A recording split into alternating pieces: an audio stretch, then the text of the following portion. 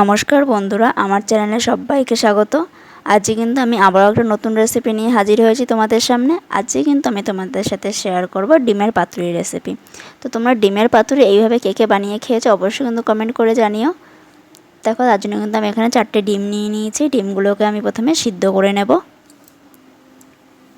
তো আমার চ্যানেলে যারা নতুন তারা অবশ্যই আমার চ্যানেলটিকে সাবস্ক্রাইব করে লাইক কমেন্ট শেয়ার করে পাশে থাকা বেল আইকনটি অবশ্যই প্রেস অল নোটিফিকেশনে করে রেখো, যাতে এইরকম নতুন কোনো রেসিপি নিয়ে আসলে সেটা তোমাদের কাছে আগে পৌঁছে যায়।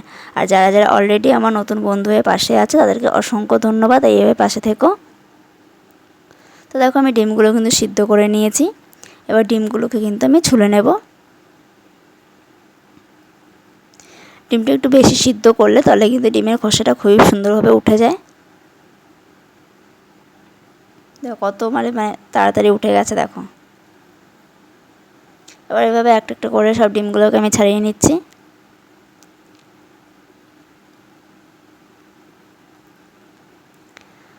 এই ভিডিওর মধ্যেই তোমাদের আমি একটা কথা বলি, যারা হচ্ছে গিয়ে সাবস্ক্রাইব করে আনসাবস্ক্রাইব করো, তোমরা এই জিনিসটা করো না। তাতে কিন্তু তোমার আইডির কিন্তু ক্ষতি হতে পারে। কারণ সাবস্ক্রাইব করে আনসাবস্ক্রাইব করলে সেটা তোমরা কী লাভ পাও আমি জানি না, কিন্তু তোমরা কিন্তু এইটা কিন্তু অনেকেই হচ্ছে করো।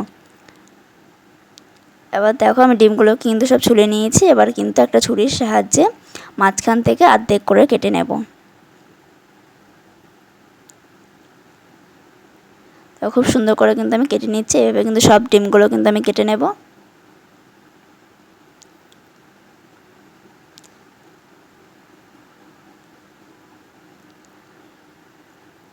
আর একটা কথা বলছি, আমি যখন না লাইভে আসি তখন আমার লাইভের কমেন্ট কারো শো হয় না। এবার দু একজনের কমেন্ট শো হয়, তখন হয়তো আমি লাইভটা দেখতে পাই যে তারা কমেন্ট করেছে। যখন দেখতে পাই তারা লাইভ থেকে বেরিয়ে যায়। এমন একটা প্রবলেম, কপালটা আমার এতটাই খারাপ, কিছু বলার মতো নয়। তো তোমরা যারা যারা কমেন্ট করতে পারো তারা অবশ্যই কিন্তু কমেন্ট করো লাইভে এসে। আর যারা যারা কমেন্ট করতে পারো না তারা একটা করে লাইক করে আমার পাশে থেকো কমেন্টে। এই প্রবলেমটা কার কার হয় অবশ্যই কিন্তু আমার কমেন্ট করে জানিও, যে এরকম লাইভ করতে গেলে কমেন্ট শো হয় না। আমি অনেক জায়গায় সেটিং সব দেখেছি, কিন্তু কোনোতে কোনো লাভ হয়নি।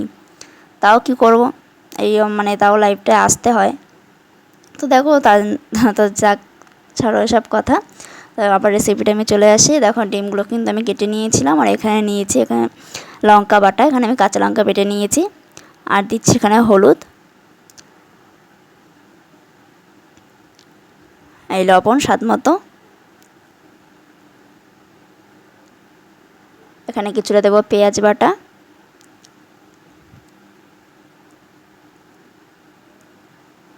ডিম পাতুরিটা কিন্তু একটু ঝাল ঝাল করব। এখন দেখো দিয়ে দিচ্ছি রসুন। আর দেবো এখানে আদাটা একটু বুঝে দেবে, বেশি দিলে কিন্তু ভালো লাগবে না খেতে। আর দেবো এখানে টমেটো পেস্ট। বলতে পারো এক কথায় যে মশলা ডিম পাতুরি, পুরো একদম মশলায় ভরপুর ডিম পাতুরি। কিন্তু অসাধারণ লাগে খেতে এই ডিম পাতুরিটা। আর দিচ্ছি কিছুটা কাশ্মীরি লঙ্কার গুঁড়ো। এবার ভালো করে কিন্তু সবগুলোকে মশলা কিন্তু একসঙ্গে মিশিয়ে নেব।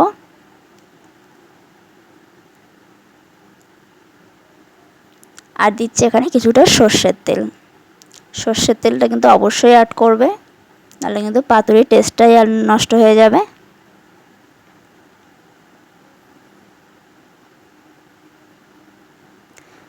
ডিম কিন্তু আমরা অনেকে অনেকভাবে খেয়েছি, কিন্তু এইভাবে পাতুরি বানিয়ে কে কে খেয়েছে অবশ্যই কিন্তু কমেন্ট করে জানাতে ভুলো না।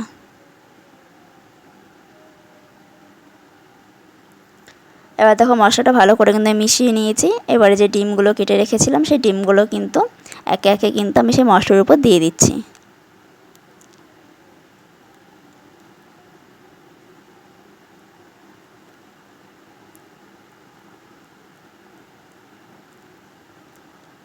এবার দেখো, এখানে একটা আমি কলা পাতা নিয়ে নিয়েছি। এর উপরে দিয়ে দেবো কিছুটা সর্ষের তেল। আর সর্ষের তেলটাকে ভালো করে কিন্তু পাতার মধ্যে মাখিয়ে নেব।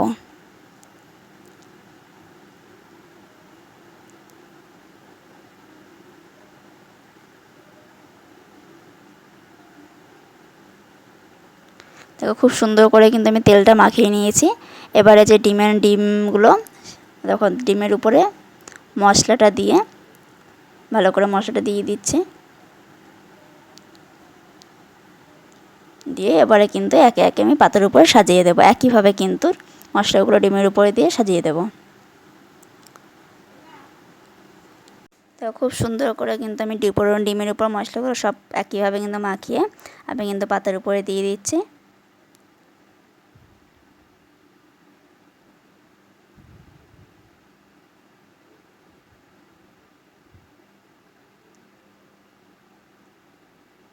মশলায় কিন্তু একদম ভরপুর, খেতে কিন্তু দারুণ লাগে।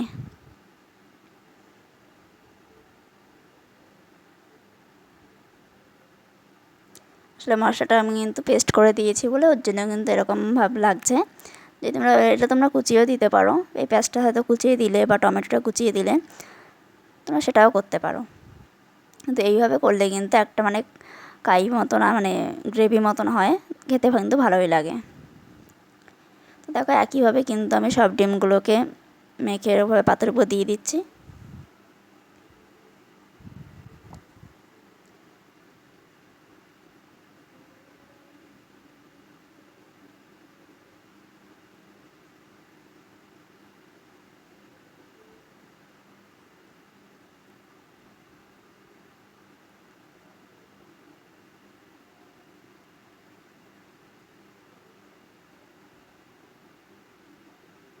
তারপর সবগুলো কিন্তু পাতের উপর দিয়ে দিয়েছি। এবারও কিছুটা কিন্তু গ্রেভি আমার রয়ে গেছে। এরপরে কিন্তু একটা আমি চাটাই বসিয়ে দিয়েছি। তোমরা এটা কড়াইতে করেও করতে পারো। এই চাটাইয়ের উপরে কিন্তু আমি এবার সেই ডিমের পাতুরি পাতাটা বসিয়ে দিলাম।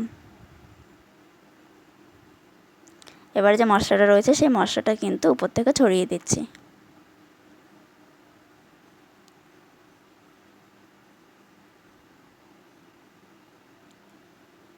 সব মশলাটাই কিন্তু আমি দিয়ে দিয়েছি। তোমরা চাইলে এখানে মশলাটা কমও ইউজ করতে পারো।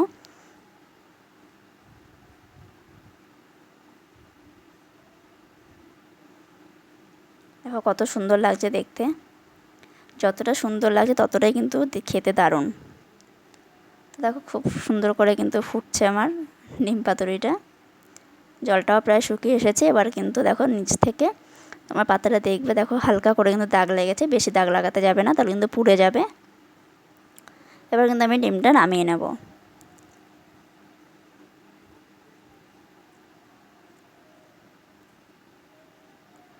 দেখো আমি কিন্তু নামিয়ে নিয়েছি।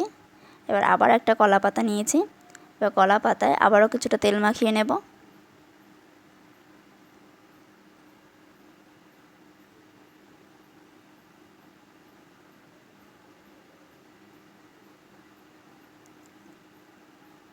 আর দেখো ডিমের পাতুরির উপরে কিন্তু কলা পাতাটা চাপা দিয়েছি। এবার একটা থালা দিয়ে উল্টে দেব। দেখো আমি কিন্তু উল্টে দিয়েছি। খুব হালকা কিন্তু দাগ লেগেছে, বেশি কিন্তু দাগ লাগেনি। এবার একইভাবে কিন্তু এ পাশটা ভাজার জন্য কিন্তু আবার চাটাইতে কিন্তু একইভাবে বসিয়ে দেব।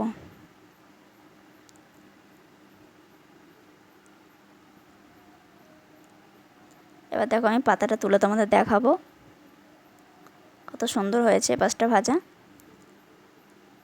দেখো কত সুন্দরভাবে হালকাভাবে উঠে আসছে।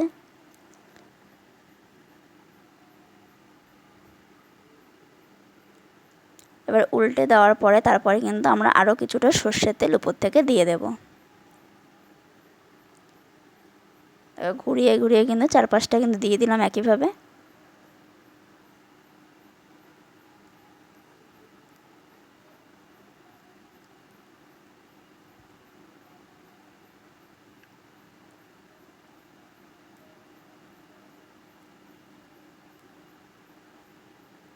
তোমরা যদি এইভাবে পাতুরিটা করো শুধুই কিন্তু তোমরা সব ডিম খেয়ে নেবে, ভাতের কিন্তু প্রয়োজন হবে না। এতটাই সুন্দর লাগে এই মশলা ডিম পাতুরিটা।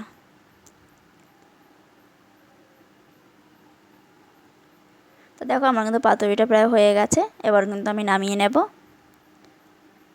নামিয়ে নিয়েছি। এবার আমি প্লেটের মধ্যে দেখো তুলে নিচ্ছিলাম। তো আজকের এই মশলা দিয়ে ডিম পাতুরিটা তোমাদের কেমন লেগেছে অবশ্যই কিন্তু কমেন্ট করে জানিও। আর তোমরা এইভাবে যদি কখনো ট্রাই না করে থাকো একবার ট্রাই করে দেখো। তো আজকের রেসিপিটি এখানেই শেষ করছি। দেখা হবে অন্য একটা রেসিপির সঙ্গে। ততক্ষণ সবাই ভালো থাকবেন, সুস্থ থাকবেন এবং আমার বন্ধু হয়ে পাশে থাকবেন।